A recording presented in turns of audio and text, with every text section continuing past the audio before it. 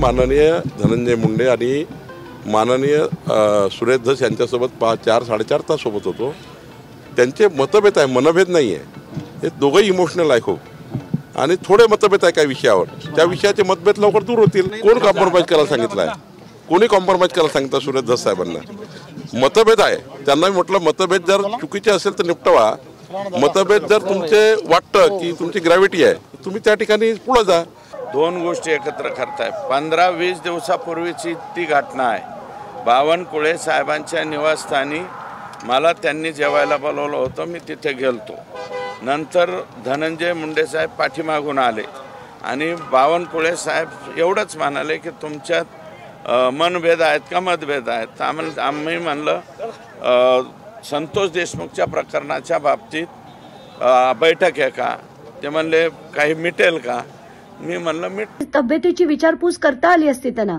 आणि जे बावनकुळे म्हणाले की त्यांच्यात मनभेद नाही आहेत, मतभेद आहेत, हा डायलॉग ऐकून ना खरंच कान किटले।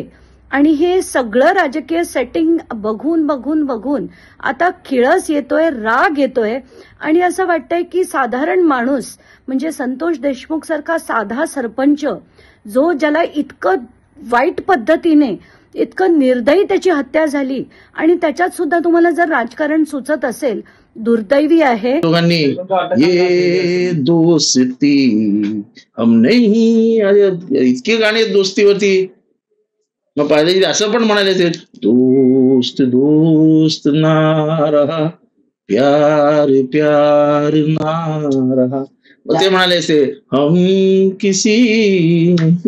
सर पण 4 दिवसापूर्वी झालेली भेट आज व्हॅलेंटाईन डे दिवशी बाहेर पडलेली आहे 4.5 तास। प्रेम व्हॅलेंटाईनच्या दिवशी बाहेर पडलं ना। आधी रोज डे असतो, मग हा डे असतो, मग टो डे असतो, मग व्हॅलेंटाईन डे असतो।